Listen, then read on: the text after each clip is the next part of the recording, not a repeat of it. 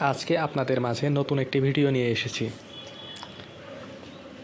The work having been ডান, কাজটি করা হলে।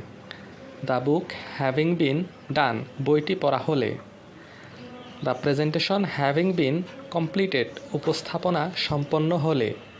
The results have been published, ফলাফল প্রকাশিত হলে। The food having been eaten, খাবারটি খাওয়া শেষ হলে।